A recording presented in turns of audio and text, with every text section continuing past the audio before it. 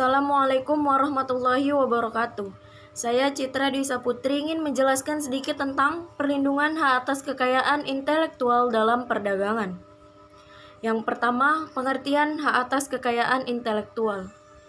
Hak atas kekayaan intelektual atau haki adalah hak yang didapatkan dari hasil olah pikir manusia untuk menghasilkan suatu produk, jasa, atau proses yang berguna untuk masyarakat dan untuk menikmati secara ekonomis hasil dari kreativitas intelektual.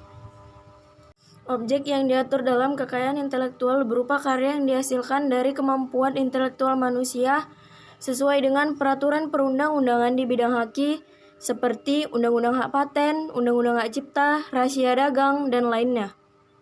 Menurut Marzuki, haki adalah suatu hak yang timbul dari intelektual seseorang untuk mendatangkan keuntungan ekonomi berupa uang sehingga penemu dapat menikmati hasil dari temuannya demi mensejahterakan hidupnya.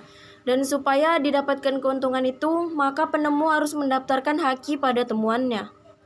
Kekayaan intelektual atau dalam bahasa Inggris intellectual property adalah kemampuan menggunakan pemikiran dengan arah dan ranah yang tepat untuk mencapai suatu kajian tanpa merusak keseimbangan antar manusia sehingga terciptalah kekayaan lainnya seperti persahabatan dan persaudaraan yang harmonis. Yang kedua, asas, tujuan, dan ruang lingkup perlindungan hak atas kekayaan intelektual dalam perdagangan. Asas perlindungan hak atas kekayaan intelektual dalam perdagangan. Haki atau hak atas kekayaan intelektual adalah hak eksklusif yang diberikan suatu hukum kepada seseorang atau sekelompok orang untuk hasil ciptanya dan menikmati secara ekonomis hasil kreativitas intelektual. Tujuan perlindungan hak atas kekayaan intelektual dalam perdagangan. Yang pertama, sebagai perlindungan hukum terhadap penemu atas hasil yang ditemukannya dengan susah payah. Yang kedua, mengantisipasi dan mencegah terjadinya pelanggaran haki milik orang lain. Yang ketiga, memberikan penghargaan terhadap keberhasilan dalam menciptakan suatu karya intelektual. Ruang lingkup perlindungan hak atas kekayaan intelektual dalam perdagangan. Yang pertama itu hak cipta. Hak cipta adalah hak eksklusif bagi pencipta untuk mengumumkan atau memperbanyak ciptaannya tanpa mengurangi pembatasan sesuai dengan peraturan perundang-undangan yang berlaku. Yang kedua itu hak kekayaan industri. Mencakup paten, merek, rahasia dagang, dan lainnya. Mungkin itu saja yang bisa saya sampaikan. Selanjutnya akan dilanjutkan oleh rekan saya Sundari.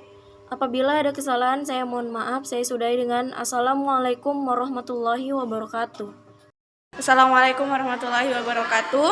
Di sini saya akan melanjutkan penjelasan dari materi yang sudah dijelaskan sebelumnya oleh Citra Dwi Saputri. Jadi di sini saya lanjut di nomor yang ketiga, yaitu jenis-jenis hak atas kekayaan intelektual dalam perdagangan. Yang pertama, hak cipta. Hak cipta adalah hak eksklusif yang dimiliki oleh pemegang hak cipta untuk mengatur penggunaan karya ciptanya, mulai dari mengumumkan, memperbanyak, dan bahkan memberikan izin pihak lain untuk menggunakan karyanya. Contohnya, seni batik, lagu, musik, drama, arsitektur, dan lain sebagainya. Baru lanjut yang kedua, nggak usah panjang ya. Baru yang kedua, hak merek. Hak merek adalah hak eksklusif yang diberikan oleh negara kepada pemilik merek yang terdaftar untuk jangka waktu tertentu dengan menggunakan merek sendiri atau memberikan izin kepada pihak lain untuk menggunakannya. Jadi hak merek ini wajib gitu kan. Jadi kalau orang setiap membuat usaha untuk menjadi penanda pengenalnya, maka dia wajib untuk memiliki hak merek ataupun menggunakan merek untuk menjadi penanda kalau dianya itu yang memiliki usaha tersebut. Misal ada orang jualan ekstra kunyit, ini contoh satu produk ekstra kunyit. Jadi supaya orang mengenal produk siapa dan produk apa itu, apa kegunaannya, apa manfaatnya, apa nama jenis produk itu tadi. Jadi dibikinlah di situ merek, yaitu ekstra kunyit. Kalau nggak ada mereknya, orang mana tahu kalau di dalamnya itu apa isinya.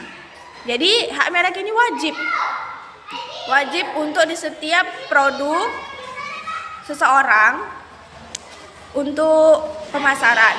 Jadi tadi pun hak cipta juga harus dimiliki setiap pedagang.